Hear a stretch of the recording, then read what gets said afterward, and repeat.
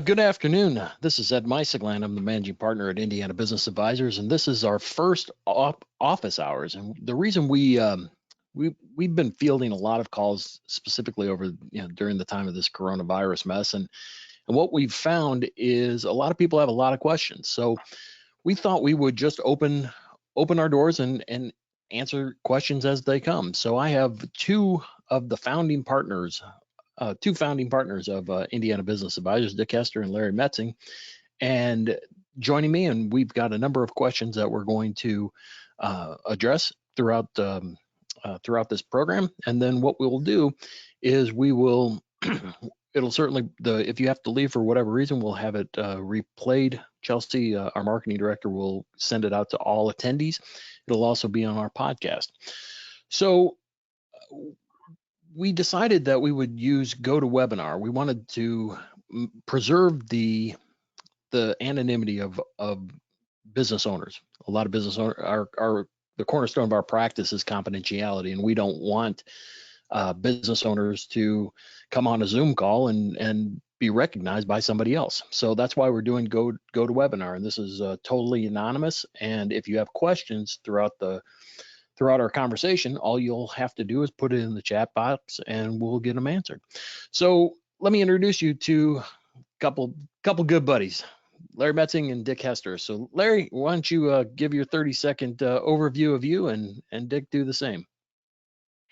Well, Ed, I would assume it's okay if I take more than 30 seconds because I'm old and the overview might be long. But anyway, I'm Larry Metzing, one of the founding partners at Indiana Business Advisors, and Ed came up with this bright idea that we should have open house business hours during the shutdown, which I think is a very good idea because all of us really are fielding a lot of questions, some of which revolve around the new SBA programs and how they work, and a lot of them revolve around buyers who are looking at businesses and maybe down the path, and how the new SBA programs might affect them, and then just general questions that everyone seems to continue to have on buying or selling a business. So hopefully during our open business hours today, we're going to be able to answer some of your questions. That's the goal anyway. Dick, welcome. Thanks, Ed. And since I'm younger than Larry, I'll take less than 30 seconds. As Larry mentioned, we founded the company over 40 years ago. And it's really been a blessing for us all these years to help business owners get out of the business when it's time for them to retire and move on to the next phase in their life, and to help people who always wanted to be in business and be their own boss, get started. So we've been very fortunate for doing this for over 40 years. We may not have all the answers, I'm sure we don't, but we do have a lot of experiences, and we're happy to share with those who are listening today. Well, thank you. So do you want to, as far as the questions go, some of the attendees have already submitted some. So the lightning rod these days is the CARES Act and how that affects small business. So Larry, I know with the deals that you have in process, you're knee deep in the middle of how the stimulus package is affecting deals. So can you talk a little bit to that? Yeah, I think talk a little bit about two of the program, well, maybe three aspects of the program: the PPP program, which is the payroll protection program, and we've got some sellers. Most of the sellers, everyone that we're dealing with, we've pretty much told them that whether they need the PPP program or not, they should at least whether they need it today or not, they should at least consider getting in line, because you don't really have to tell them how much you want till you get to the head of the line and it's time to make the decision to actually borrow the money. But basically it's a once in a lifetime opportunity to help some of the small businesses get through really, really tough times. So some of the things we've been addressing are existing owners who are in the process. I've probably got 7 or 8 deals right now that are in process. So the question is, does the existing owner, knowing that he's going to be selling the business maybe even within the next 30 days, should he go ahead and apply for the PPP program? and even before that loan is forgiven. So there have been mixed feelings about that. Most of the people that we're dealing with have applied for the PPP program. Some of them have actually gotten the funds, they've been funded. And if, as we've talked through this, if we were to close before that loan is forgiven, even halfway through, we may figure out a way to prorate it between the buyer and the seller if we need to. I think the other much more interesting aspect is those folks that have existing SBA loans today, whether it's a 7A or 504, those folks that have existing SBA loans today, they're going to get 6 months of payments forgiven, not deferred, but actually forgiven. And any loan, any SBA loan that closes between now and I think it's September 27. Yeah. Any loan that closes between now and then, their first 6 months of payments are forgiven. Once again, that's a once in a lifetime opportunity. And it really, as I pointed out to one of the buyers that's looking at closing here in the next 30 days, he's probably looking at adding to his liquidity because the business is still running. It hasn't missed a beat. He's probably going to add over that period of time about $150,000 to his liquidity. So it really gives him a nice head start on this business. Well, the funny thing, and the one of the challenges that we keep on hearing a lot about is reliable information. Where are you getting your information? Or I mean, collectively, well, yeah, go ahead. Yeah, yes. In the very beginning, it seemed like the guidance on the SBA loans, if you ask one banker one day, what's the deal on this? Well, it's a deferred. Well, you ask them the next day and it's actually forgiven. So what I've done every time, I've gone to at least 3 different bankers with the same question. And when I get the same 3 answers, I know it's probably pretty good. In addition to which we're actually getting some of the documentation and you get the opportunity to review it yourself and interpret it. But having said that, it seems like there's constantly new guidance coming out from the SBA relative to those loans. And I think what you're going to get into down the road is today we think the forgiveness will be based on X.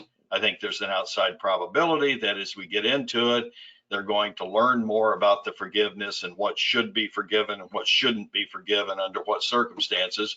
Probably going to be some more guidance at that time. But at the end of the day, if you get the opportunity, you ought to get it. So you don't think that the business buyers and sellers, I mean, because they're making a fairly big risk on both sides. I mean, how does this unwind if it doesn't work? Obviously, you can probably walk away from the deal, but if the loan or the stimulus package isn't to what they anticipated, can you unwind it? I mean, once you get into it, can you is it like any other deal? You can put the brakes on and say, look, I'm walking away.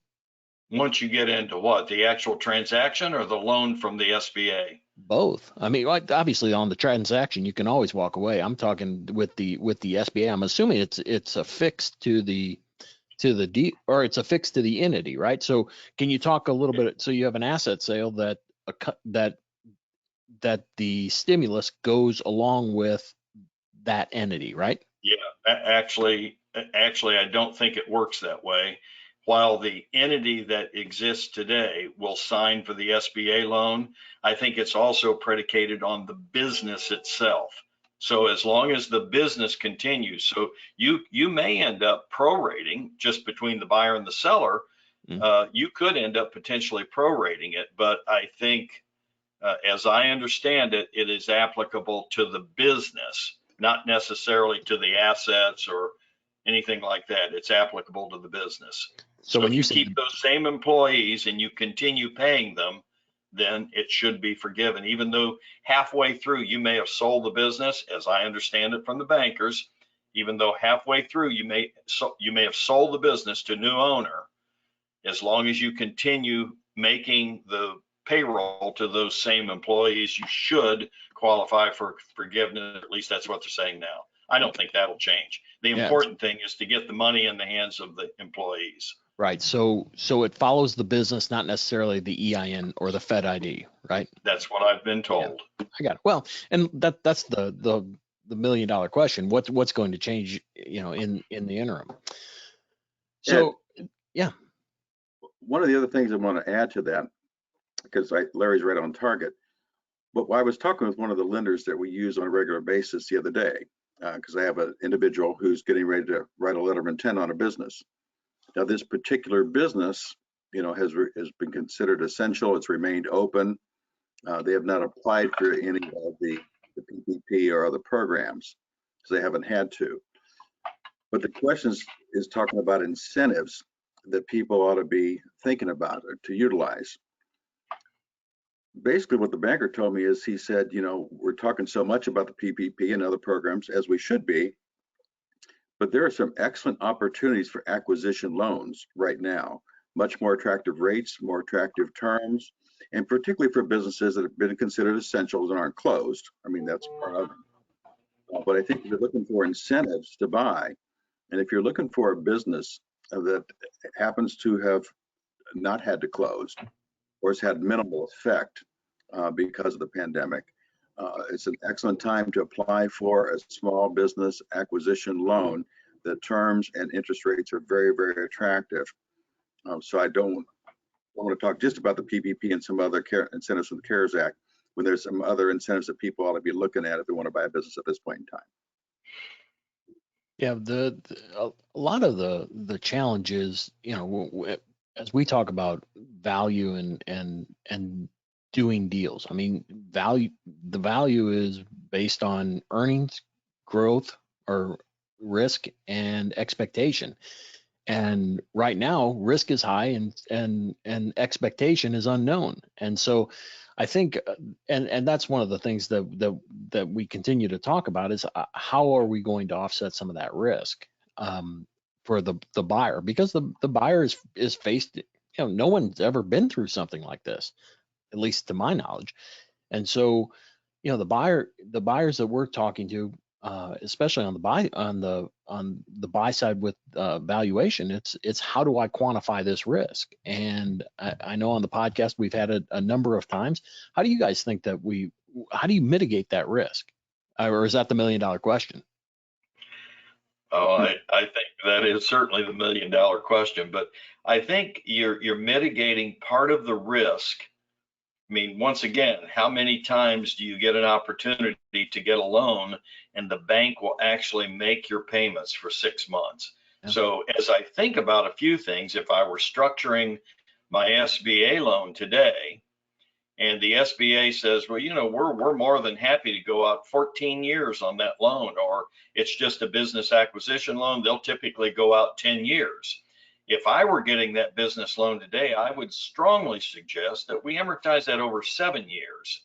And the reason being that if they're going to pay the first 6 months of payments, they're going to pay a lot more on a 7-year amortization than a 10-year amortization. Now, a lot of folks like to keep that payment lower, which is what a 10-year would do. But I think you do take away some of the risk because you just picked up 6 months of liquidity.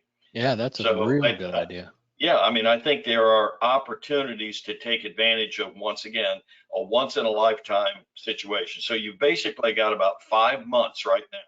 If you've got something in the pipeline that you're looking at, I think a lot of people have thought that buyers would take their foot off the gas pedal right now until we see how this is all going to shake out.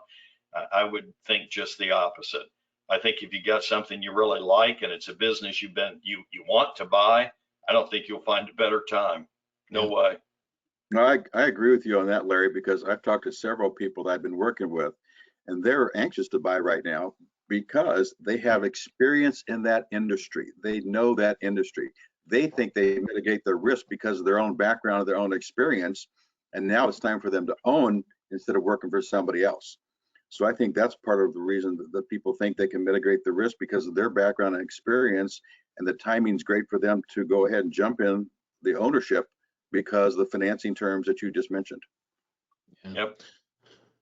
So Dick, I know you've had to coach some of your clients that you were pretty far along in the deal, and you've had to suspend, you had to put the brakes on. And I know you have a couple deals in different phases. I mean, what are you coaching them? What are you saying to them about, what happens next? Well, honestly, none of us really knows what's going to happen next. Sure. But as I coach, because one particular deal that you're probably referring to was really based around university and colleges, and with them being closed, that basically shut off their income stream, their revenue stream. My first advice was, let's don't panic. Let's wait and see what's going to happen. You can apply for a PPP loan. Keep your employees employed, kind of keep the business open, even though the revenue stream isn't open. And so I guess the biggest thing I really have shared with most of my clients at this point, let's don't panic. Let's just wait and see what's going to happen in the next few months. I mean, there's no reason to try to shut down operations. There's no reason to just basically try to get out of leases. There's no reason to try to liquidate. Let's just take a deep breath and see what happens for the next few months, and take advantages of any of the stimulus opportunities that might be available to you. So do you think that the deal will eventually go together, or is this should they anticipate plan B and C? Well, I think we should always have a plan B, but to answer your question directly, I do think the deal will go together eventually, because we had a buyer who was experienced in the industry, but they were affected the same way because of being in that same industry. So I do think the deal will go together. I just think it'll take some time to do so. But it's always good to have a plan B, even the best of times. Well, I don't know what that buzzing is, but sure be great to stop it. All right. Well, we've got a number of questions. So should I be still thinking about entering the restaurant industry? And if so, what funds might be available? How's that for a loaded question? So what do you think? Let's just start out with the fact that entering the restaurant industry is always a risky business, always has been and always will be. The first question normally is finding a banker that will actually make restaurant loans, and there are a few of them. Having said that, I think the current circumstances dictate even significantly more risk with that particular business than maybe a lot of other businesses. And because we don't know what that industry is going to look like, when we open back up. I mean, if you had capacity for 200 before and you were packed every Thursday, Friday, Saturday night, and tomorrow, you're going to have to cut that capacity in half because of the social distancing requirement. I don't know what that's going to do. You can't double your prices and make it up in price. So I just think it's a risky time. Having said that, if you've got some capital and you've got some experience, I would also say there are going to be a lot of opportunities to go into existing restaurants that went into this situation undercapitalized, highly leveraged, and they're not going to come out of it. So there will be some acquisition opportunities. Yeah. I think your key word there, Larry, was experience. If you have experience in the food and beverage industry, this might be an opportune time for you to look at some acquisition opportunities. As Larry said, I think there's going to be a lot of the smaller mom and pop type of establishments that were undercapitalized, and they probably are not going to be able to reopen. So there'll be some opportunities from that standpoint to assume some leases, maybe to renegotiate those leases, and to get some good equipment. Obviously, there'll be a lot of people available to be hired because there's been so many people laid off of work. I think your employment base will be, you'll have a better employment base than you would have had in the past. So I think there's some opportunities, I really do, in this industry, but I do think it's important that you've got the experience and that you've got some working capital behind you, because everything I'm reading, it still might be mid next year before particularly the food and beverage industry gets back to where it was, almost where it was, just from the standpoint of capacity not having some of the other challenges that they're going to have. I was talking to somebody yesterday about the food and beverage industry, and they were actually working with the governor's office. They were part of the restaurant association, working with the governor's office about what these new guidelines are going to be come probably sometime in May.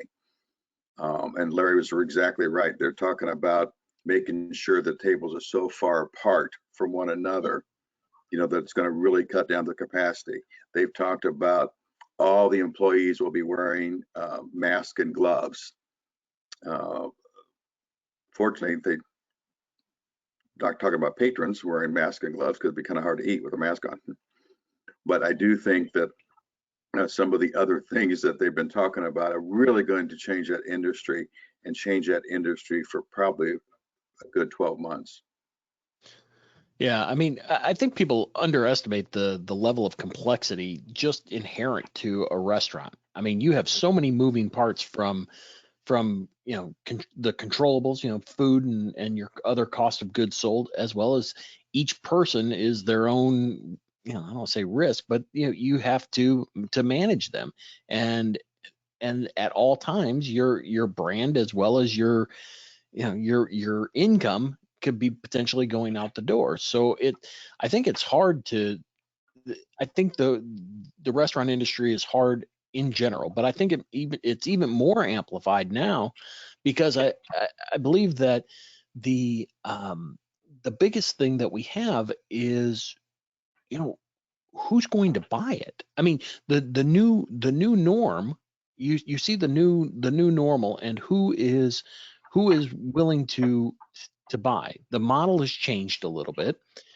How many of these restaurants, and on the podcast last week, I mean, there was a restaurateur that they'll never have a storefront again. They've moved to 90% of their business is now online and delivery. And I don't want to say he hasn't missed a beat, but he's doing okay. And he's sitting there saying, well, why in the world would I pay for that kind of storefront and the rent associated with it when I can just, operate from an industrial complex where I'm paying $2-3 a foot, and and then DoorDash it. So I think the restaurant world is in for a real change. That if you're not going to for an experience like a St. Elmo's, I think, or something like that, I think there's a lot of, especially the eclectic restaurants, I think they're just going to evaporate.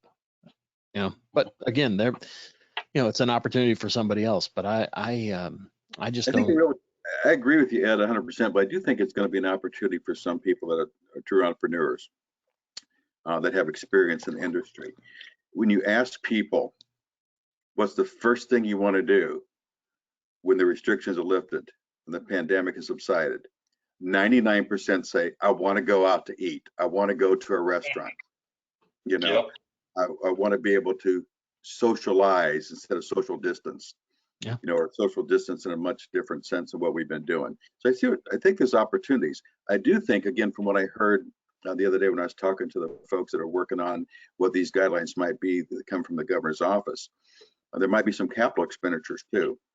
Because one of the things they were talking about is people ordering from tablets, so that you have minimal contact with the server. They were talking about everybody going to paper menus that are disposed of every day, as opposed to handing you that leather-bound menu that 16 other people have touched. I also heard they were talking about reservation requirements.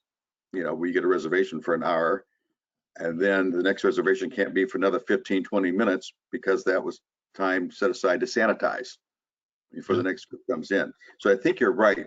The landscape's going to change dramatically, and at least for a year and maybe even longer.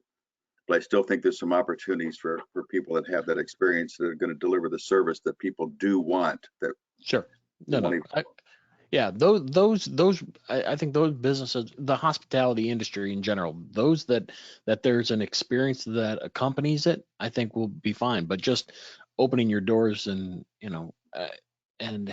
because you make a better sandwich, I'm not certain that's that's going to be viable. But again, I hope I'm wrong. I mean, that employs a lot of people. The problem, again, it comes back to risk. Now all of a sudden you have an entirely different model on, doing business, and how does that affect it? And so, yeah, I mean, I'm hopeful. I just don't know how a lot of businesses, how a lot of hospitality related businesses come through this in the same fashion they went in, and they may be Many different. of them will, though. Yeah. Oh no. Many Sure. of them will, because they know how to do it, and we Yeah. don't. Yeah. Right. Let me get the next question. So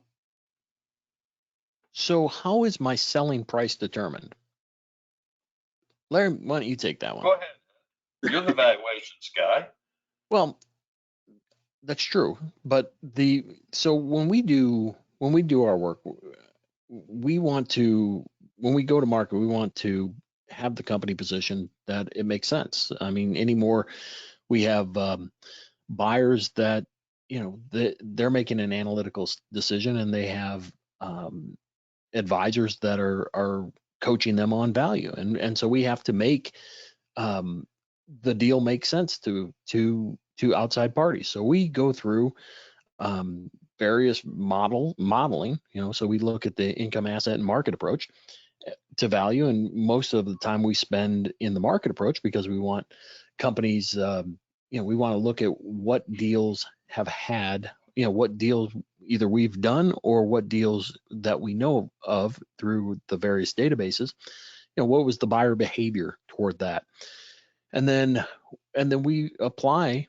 the various multiples and to the company's related metrics, and then we come up with what we believe is value. Now, we may not, the business owner, in fact, most of the time the business owner doesn't necessarily agree with our value, but they understand it, and we can go to market with whatever value we want. But at the end of the day, we know that most deals these days are going to have some level of financing.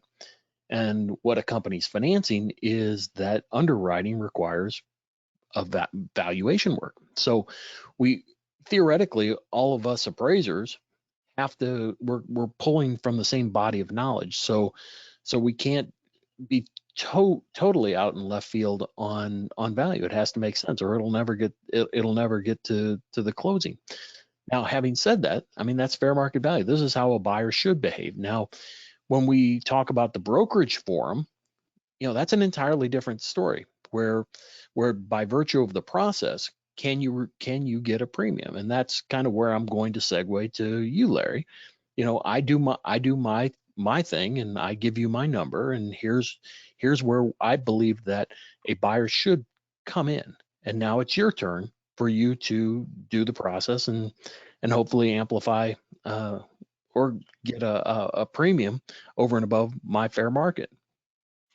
Well, I think the big issue is the bump in the road, and hopefully it's long term, it turns out to be just a bump in the road with the current financial impact on a lot of businesses. I won't say even most businesses, but certainly a lot of them, and maybe it is half or more. Everyone's going to feel some impact of what's been going on and what's going to continue to go on.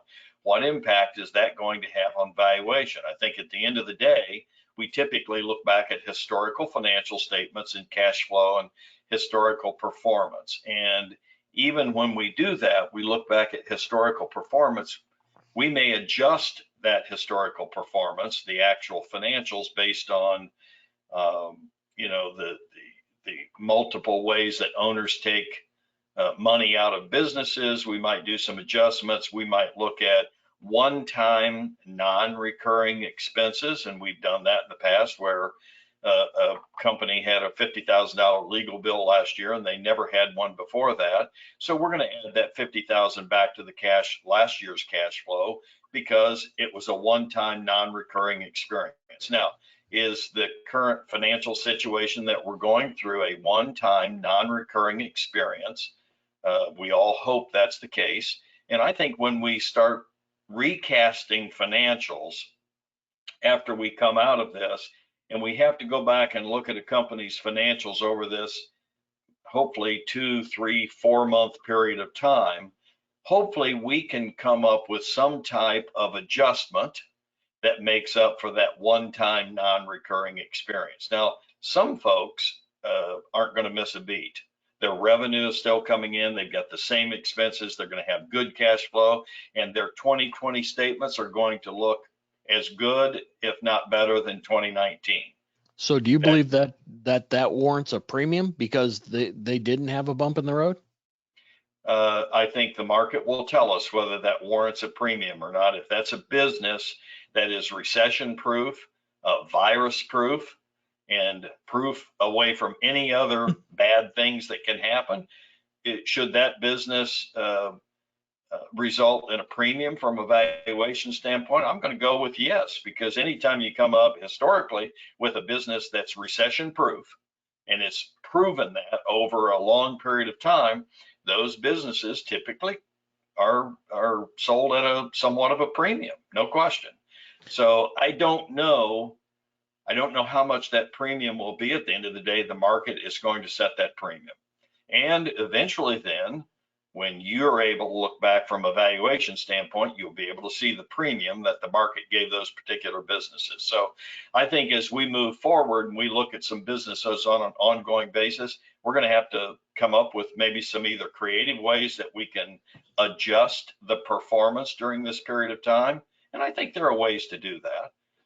Now, the other adjustment you may have is exactly the other way. When you look at the bottom line of some of these businesses that are taking the PPP money and they continued business, they continued making their payroll just like they said they would, and all of a sudden they just picked up another $150,000. They didn't miss any payroll, they didn't miss any revenue.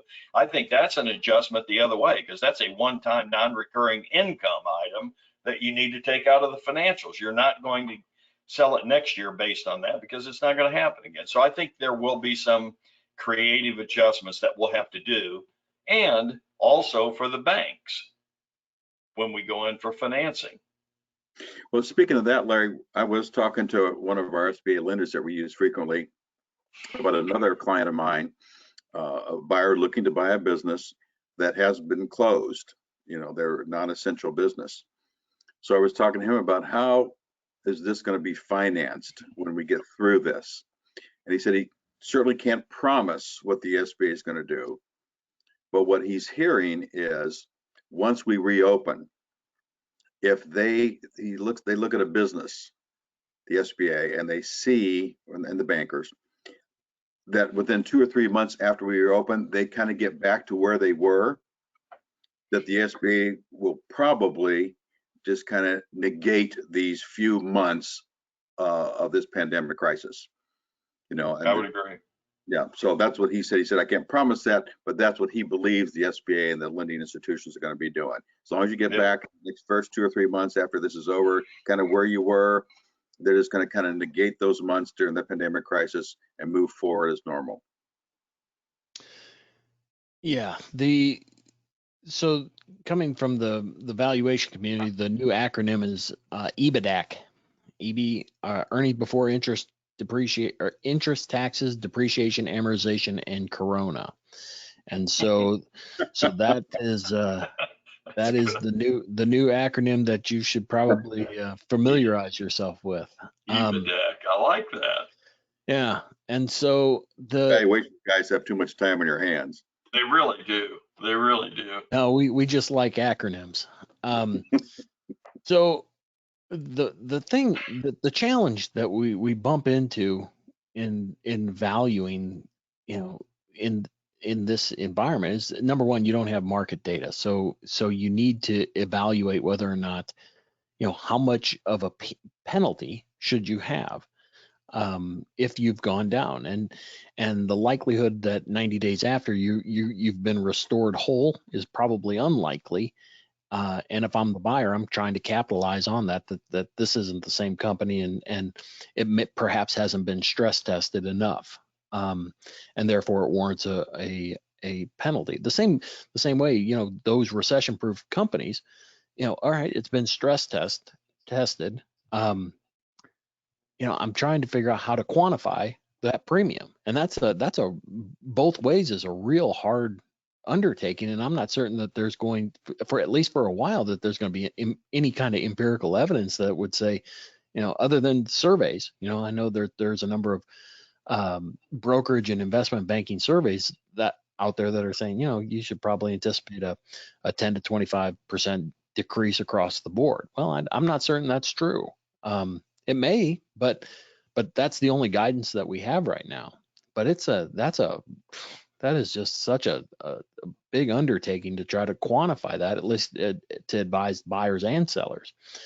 You guys got any thoughts on the workaround other than point to me and say, figure it out? No, only time will tell. I like to answer a point to you and let you figure it out. I mean, I like that answer.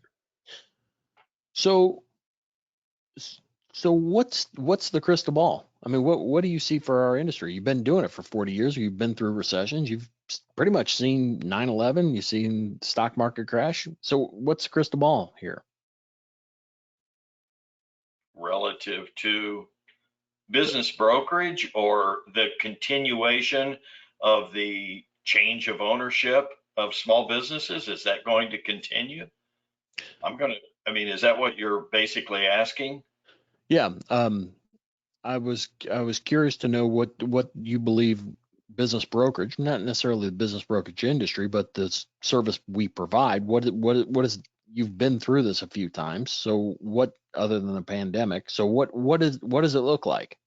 See, I actually don't think I think once we get through this initial portion, is something going to happen where there are going to be no more sellers and no more buyers? Well, that's not going to happen. Unfortunately, demographically, whether we like it or not, when Michael Hicks at Ball State tells me that 80% of all the small businesses in America are owned by baby boomers, and those baby boomers have finally now started selling those businesses, we're not going to have a shortage for a while of businesses to buy. I think you combine that with, I believe, the SBA, as a result of all that's going on right now, they've already proven beyond what I ever expected as to how aggressive they can be in providing financing for small businesses. So I think the SBA is going to change. I thought they were very aggressive before. I think they're going to continue to be aggressive. So there's going to be money. It's never easy money, but there's certainly going to continue to be financing for all of those transactions that are 5 million and under. Might you see the SBA even increase that? They increased that from 2 million to 5 million quite some time ago. They may increase the from 5 million to 10 million for SBA loans. I don't know where that part will go, but I do know there's going to continue to be SBA loans available. The bankers love SBA loans because they make a lot of fees. So I don't see any bankers getting out of the SBA lending business for a while. So you're going to have a lot of businesses on the market. You're going to have very good financing available.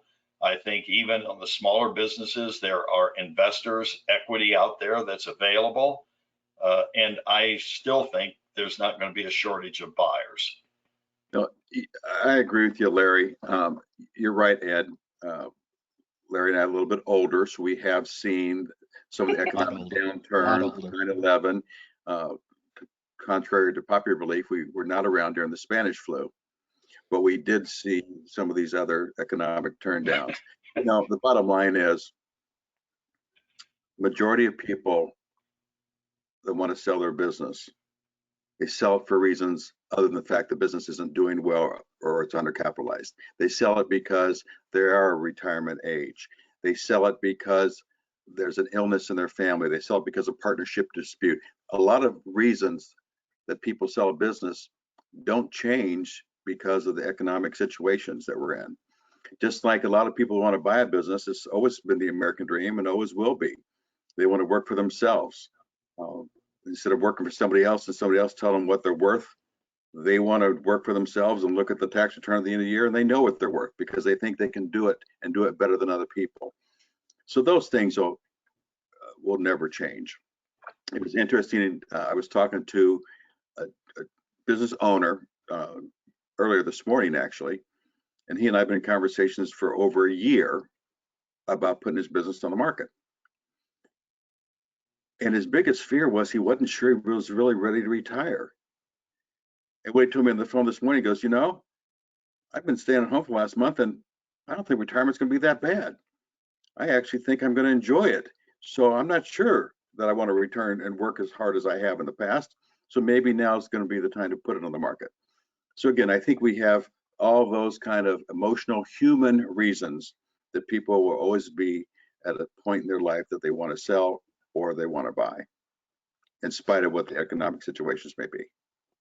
Yeah, I hear you. I think the challenge that we collectively as an industry are facing is the business owner that has, I lost 30% of my portfolio. I've lost 30% of the value in my company, and I need to recoup that.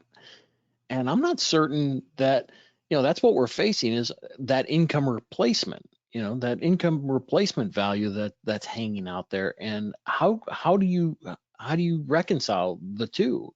I'm from my standpoint, I'm looking at these baby boomers and saying, you know what, you're not going to get another crack at this. I mean, at some point you do need to get, if you're going to go on the market, now's a real good time. I mean, in the next year, 2 years, 3 years, but you're not going to get another crack at this kind of lending or the access to capital and the buyers. At least I don't think so. What do you guys think? Go ahead, Dick. Water's fine. Come on in. I think the advice, what's the advice today for the guy that has lost 30% of his stock market portfolio? If you ask I haven't asked every advisor out there, but I have asked multiple advisors. The ones that I've asked, their response is exactly the same, and that is stay the course. Stay the course. Why is this any different than staying the course? If you're thinking about selling your business today, why would you not get started on it and stay the course? Now, eventually, is that 30% of the stock market going to come back? I have no idea. If you listen to everyone, they seem to say yes. It's just a matter of when. And same way with the value on your business today. If your business has been closed for 3 months and you think the value has gone down, once again, stay the course. When you open back up, if within 6 months to a year, we're back to exactly where we were before, your value is back. Now, we all know it's going to take you 6 months to a year to sell your business anyway, but I don't think there's anyone today that's going to be looking at a business that is going, now, are they going to want to negotiate with you and negotiate the price because of the bump in the road? Sure they are. And I think it's a matter of how we get through that. We may have to, and this is once again where I think the SBA may change ever so slightly. They threw out earnouts. If you have an earnout in an SBA loan, you can't have earnouts in SBA loans. This may be a really good time for all those bankers who would like to see earnouts back in SBA loans. They should be petitioning the SBA. This is a perfect time to put an earnout back in because of the bump in the road. Let's base the future performance on what the historical performance was before we got into the pandemic. And if you come back and your revenue before was 2 million, this year it was only 1.5 million, and a year from now we're back at 2 million, then I should be rewarded for that. I should be paid the fair price for my business, and I'm willing to take the risk because I think it's going to come back. And the buyer's willing to take the risk because if it doesn't come back, he doesn't pay for it. So earnouts would be a really good way to get through some of this particular bump in the road relative to valuation and risk. Right. I agree. Risk. And elongating the time that the business owner can remain with the company, I think also would augment or mitigate some of that risk. Right now that business owner can stay a year. Well, that elongating that time, I think fixes some of that problem too. The other thing I think we ought to just talk about too for just a second, Ed, is we're talking about SBA lending, because obviously there's a lot of SBA loans, a lot of SBA deals. There are still a lot of community banks, smaller banks, other banks who are doing conventional loans, and depend on the type of business. And I still think those are viable options for a lot of the people that we would be working with, our clientele's buyers and sellers. Yeah, I agree. I mean, I think any capital is aplenty. So let's see. I don't think it. Again, if you have any questions, just go ahead and put those in the chat. Let me go double check. Janine has no idea she's on webcast here. Just tell her we said hi. So at any rate, what See, one of those little things Ed's got for his dog, Larry. Yeah.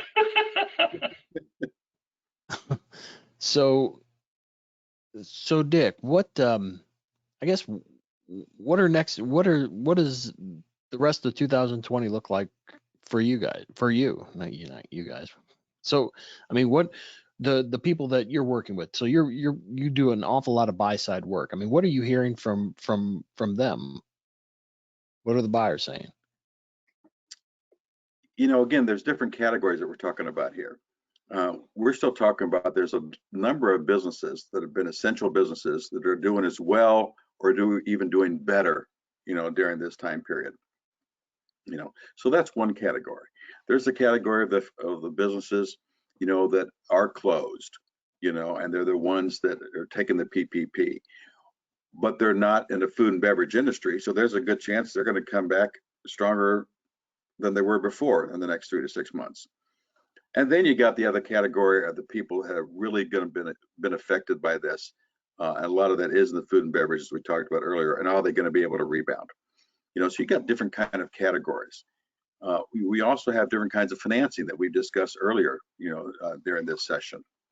So I see that buyers are going to, the ones that I've worked with, they're still looking to buy. Their motivation to buy hasn't changed. I guess some of them, their motivation may have changed a little bit because they see maybe an opportunity that they didn't have before because of this situation, and they're going to take advantage of that opportunity. So I see once things get reopened, and let's face it, there's still going to be some trepidation for those that have more direct to consumer contact with their businesses. Because there's some people that still are going to be leery, of going to a restaurant, going to a retail store, going to places where there's a lot of consumer contact until there's been a vaccine that comes out for the coronavirus. But those that are more B2B type of businesses as opposed to B2C, they still have more safety in place than the B2C folks. And I don't think you're going to see much of a difference. I think you're still going to see a lot of activity in buying businesses between now and the end of the year. So one of the questions that just came in was, how do you buy a distressed business? You guys got any thoughts on that? I mean, so, financials are a mess. It's not coming back. It's predominantly an asset sale. How do you do it? Or it's predominantly an assemblage of assets. How do you buy that company? What do you look for? Well, first of all, you look for, do you have the capital and the experience? I mean, if you're buying a distressed business, one, hopefully you've got experience in that industry. Maybe you're a turnaround specialist. I mean, it's a turnaround specialist that looks for distressed businesses anyway, and they look for them all the time. So do you have experience in that industry? Do you have some working capital yourself to back that up? And then obviously if you go look for financing, there's some conventional financing. Probably the seller's going to be asked to carry some paper on that type of deal. But buying a distressed business, you're going to pay less, higher risk, So the bottom line, do you have the experience and the working capital to mitigate that risk, even though you're paying less for it? Yeah, that's always the secret sauce. Can you bring something to the equation, to that assemblage of assets? And that's really the value you're going to look at that point in time. If there's no business, can you really bring something to that equation that's going to make it profitable? And that's the $64,000 question. That's the risk. Yeah, and the real challenge that we bump into is now the supply and demand of used equipment. So as the failures happen and more liquidations are taking place, there becomes more capital equipment that's out on the market that innate that suppresses value even further. So that's one of the challenges that any buyer is going to face. And I mean, so the mechanics of buying a distressed business are the same as buying a regular business. But I think you're going to see that those assemblage of assets are moving closer to out of fair market value and moving closer to orderly liquidation or forced liquidation values. So correct. And Yeah, to finance that's not going to be easy, because the bank, I mean, all they have to look at then is the collateral value, and if it's a bunch of used assets, it's pennies on the dollar. So financing that's going to be very difficult. Yeah, that's why I think you're really looking at some type of seller note or some kind of earn out Right. with the seller from that standpoint. And it still may be worth the seller's while, because if he looks at liquidating what he's going to get pennies on the dollar versus at least selling to somebody that's going to give him some kind of cash up front and then some kind of promissory note to earn out in the future, still is advantageous to the seller in many cases. Yep. So since we're coming up to the top of the hour, any final thoughts from either one of you? No, I would just say that once again, if you're thinking about buying, you've basically got 5 months to finish that deal and take advantage. I mean, I'm not saying that's obviously the only motive. It should never be the only motivation for buying a business. But if you're already in the process, or you've been looking, or you've identified, I would move that forward to take advantage of that opportunity. And also, I think if you're looking at buying over the next even year or two, I think the financing is going to get even better than it has been, and it's been really good.